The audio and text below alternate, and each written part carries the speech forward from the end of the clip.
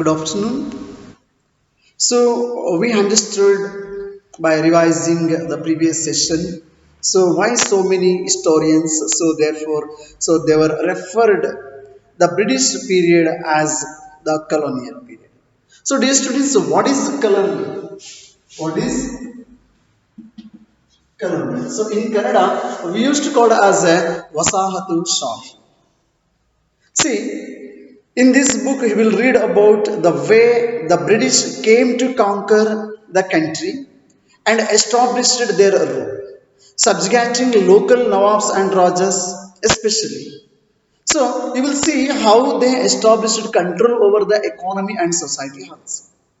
So, they were collected revenue to meet all their expenses, bought the goods they wanted at low prices, produced crops they needed for export, and even so, we are going to understand the changes that came about as a consequence.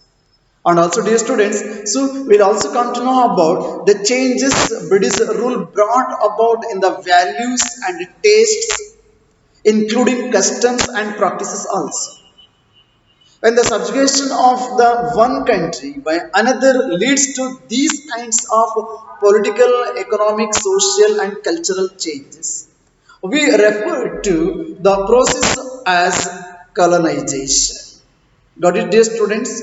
So, slowly, how the British rule or the East India Company, so they brought a lot of changes in this way. Especially, so the British rule brought about in values, taste, customs, and practices. When the subjugation of one country by another leads to these kinds of political, economic, social, and cultural changes, we refer to the process as colonization. So that means if the country is led by or ruled by any other different country, that used to call as a colonization. So what sources do historians uses in writing about the last 250 years of Indian history? So what were the sources do historians use in writing about the last 250 years of our Indian history? So, especially dear students, so British administration produces records. So, one important source is the official records of the British administration. The British people they believed that the act of writing was important. The British government and the British officials, the British people, so believed that the act of writing was important. Every instructions, plan, policy, decisions, agreement, investigation had to be clearly written out. So once this was done, things could be properly studied and debated. So this conviction produced an administrative culture of memos, notings, and even reports also. So the British also felt that all important documents and letters needed to be carefully preserved also. One thing that is about the act of writing was important. And then another one thing, the British also they were felt that all the important documents and letters needed to be carefully preserved. It is very much essential. So they set up record rooms attached to all administrative institutions. So there were the private records rooms in every government offices, the village tahsildar offices, the collectorate, the commissioner's office, the provincial secretariats, the law courts, all had their record rooms, almost all. So, specialized institutions like archives and museums were also established to preserve important records. Archives and museums also. So, letters and memos that moved from one branch to another branch of administration to another in the early years of the 19th century can still be read in these archives. We can read, we can get whatever they were communicated through the different letters, one department to another department, one sections to another section. And also, dear students, you can study the notes and reports that district officials prepared. District officials prepared. Or the instructions and directives that were sent by officials at the top to provincial administrators. So, in the early years of the 19th century, these documents were carefully copied out and beautifully written, that we all of you knows that calligraphists. So these were, so during early 19th century, so these documents were carefully copied out and beautifully written by the calligraphists. That is by those who specialized in the art of beautiful writing. What is the meaning of calligraphy? That is about the art of beautiful writing. So by the middle of the 19th century, so with the spread of printing, multiple copies of these records were printed as proceedings of each government department. Got it, dear students? So now let us discuss about survey. So the practice of surveying, that is also became a common under the colonial administration. So the British people, they believed that a country had to be properly known before it could be effectively administered. So before administering, so could be a country could properly know without knowing. So ನಮಗೆ ಗೊತ್ತಿದ್ರೆ ಅಷ್ಟೇ. So ನಾವು ಒಂದು ಯಾವುದೇ ಒಂದು ಪ್ರದೇಶವನ್ನು ಆಳ್ವಿಕೆ ಮಾಡಬೇಕು ಅಥವಾ ರೂಲ್ ಮಾಡ್ತೀವಿ ಅಥವಾ ಏನೇ ಮಾಡ್ತೀವಿ ಅಂತಂದ್ರೆ ಮೊದಲು ಆ ಒಂದು ಪ್ರದೇಶದ ಸ್ಥಿತಿಗತಿಗಳ ಬಗ್ಗೆ ನಮಗೆ ಒಂದು ಅರಿವಿರಬೇಕು. So by the early 19th century, detailed surveys were being carried out to map the entire country. So dear students, in the villages, revenue surveys were conducted to collect revenue.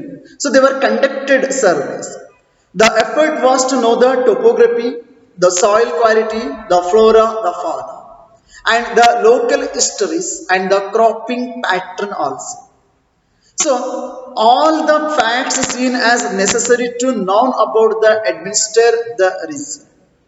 So ಅಲ್ಲಿನ ಹೇಗಿದೆ topography, ಹೇಗಿದೆ soil quality, ಹೇಗಿದೆ flora ಏನು fauna, ಅಲ್ಲಿನ ಸ್ವಾಭಾವಿಕ ಸಸ್ಯವರ್ಗ ಪ್ರಾಣಿ ವರ್ಗಗಳು, ಅದ್ರ ಜೊತೆಗೆ ಲೋಕಲ್ ಹಿಸ್ಟ್ರಿ ಏನಿದೆ, ಕ್ರಾಪಿಂಗ್ ಪ್ಯಾಟ್ರನ್ ಏನಿದೆ.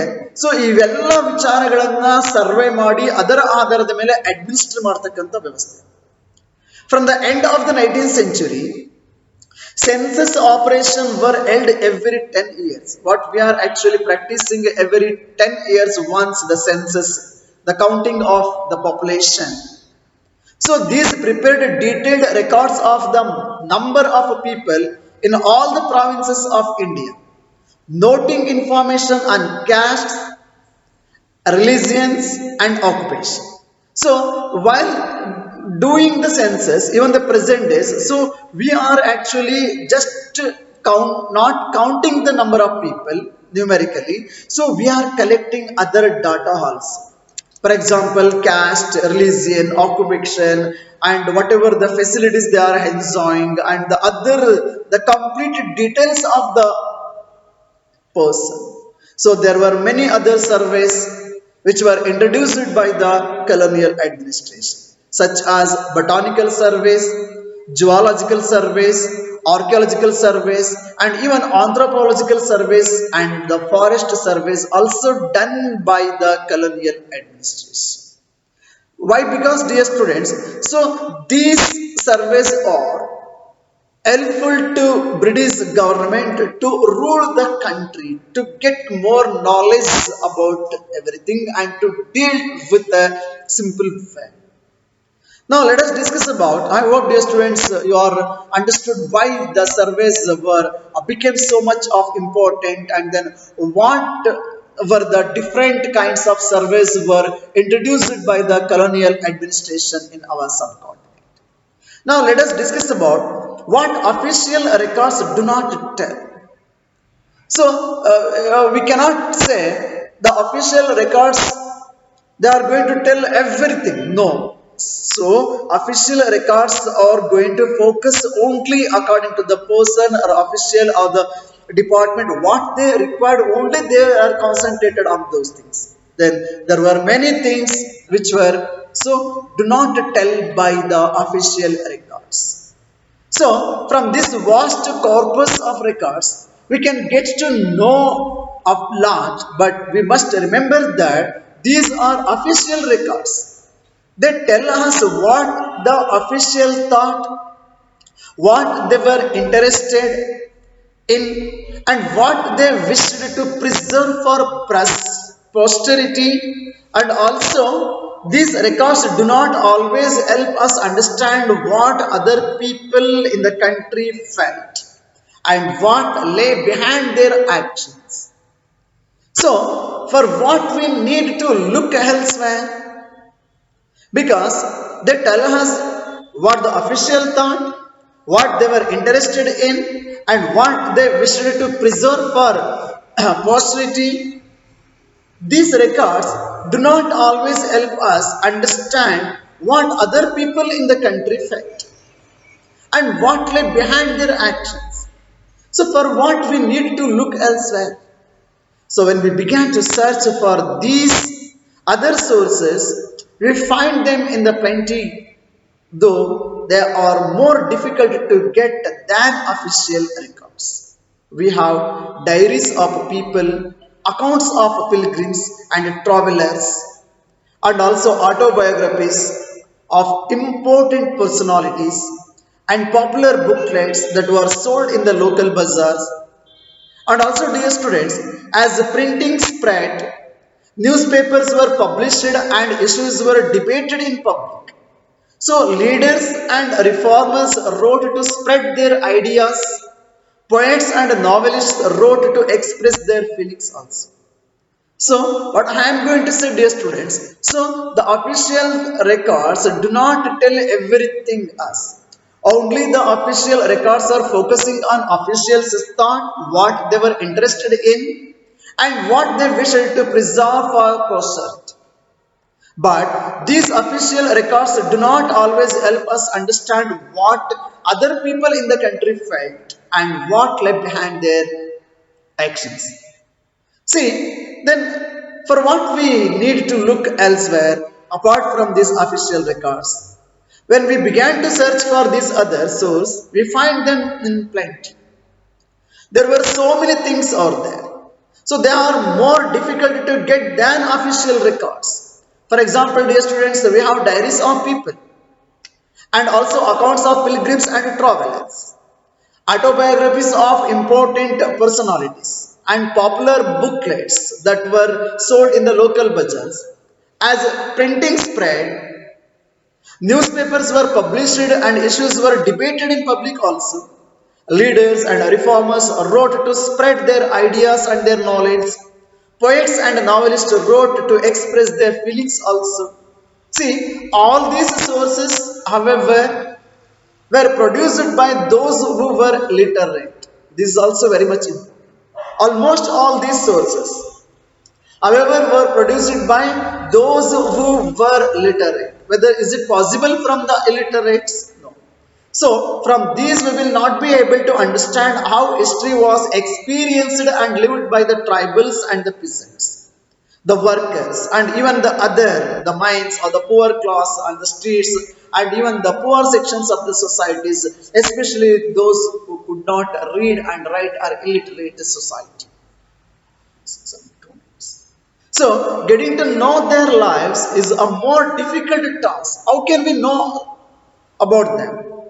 See, how can we know about those people, the tribals, the peasants, the workers, the peasants, the artisans, and the those who are not able to read and write, the poorest on the streets. So, getting to know their lives is more difficult for us. So, and this can be done if we make a little bit of effort. So, when you read this book, you will see how this can be done by reading this. Are you getting this, students? So, here to construct a history and even depend on, so that's what used to call as a, so making history is like an adventure. It is not an easy task. There was the lot of difficult while composing history. So we needs to be concentrate on all those things. Otherwise, so it's too difficult to come out. And also, dear students, so we came to know that so on what basis the British historians they were divided Indian history, especially on the basis of religion, and how they were periodized, and to know about the past, especially about 250 years history of our India. So what are the other important resources such as official documents and surveys and so on so things. So I hope, dear students, so this is very clear that constructing history is too difficult, and this year in this text we are going to learn how step by step and day by day, so the British East India Company extended their territories. Actually they were entered as a trader, and finally they were established their political authority over subcontinent, and how they were occupied and then extended by applying the different rules and policies and all. So all those things we are going to learn in this year. So I hope, dear students, you all have understood. If you have any doubts, you can call me. Thank you. Have a nice day.